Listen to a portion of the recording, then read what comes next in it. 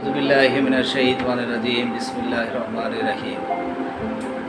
এখন হচ্ছে ধারা ৩০২ নিয়ে আলোচনা করব। বিকল্প বিরোধ নিষ্পত্তির মাধ্যমে কর বিরোধ নিষ্পত্তির পদ্ধতি আর কি।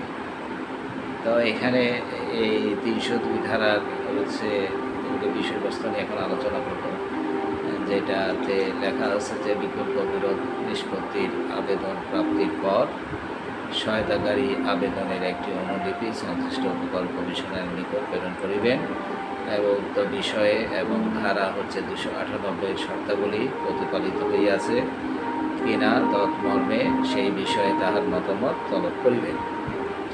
আবার বলা হচ্ছে যে উপকূল কমিশনার উপধারা 3 এর দফা গ এর উল্লেখিত অনুলিপি প্রাপ্তির পর 5 কর্মদিবসের মধ্যে শর্ত পূরণ সম্পর্কে তাহার মতামত প্রদানে ব্যর্থ হন,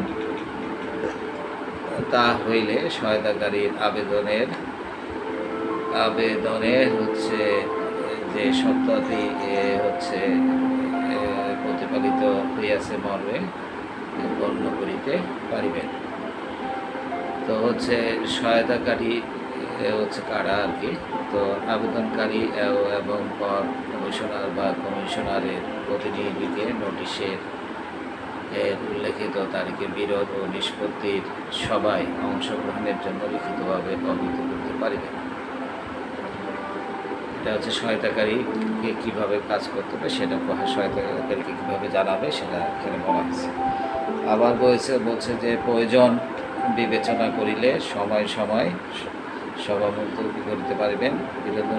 বিরোধ নিষ্পত্তির উদ্দেশ্যে সবার পূর্বে বা সবাই উপর কমিশনার বা আবেদনকারীর নিকট হইতে দলিল বা সাক্ষ্য প্রমাণ তলব করিতে পারিবেন। আবার বলা হচ্ছে প্রযুক্ত বিবেচনা করিলে আবেদন নিষ্পত্তির পূর্বে কোনো আয়কর কর্তৃপক্ষ দ্বারা অনুসন্ধান করিতে পারিবেন।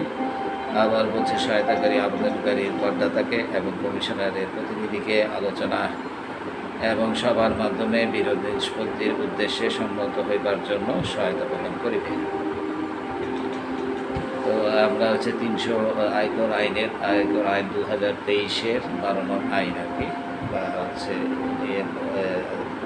2023-এর 12 নং আইনের 12 নম্বর আইনের হচ্ছে 302 ধারা নিয়ে আলোচনা করব।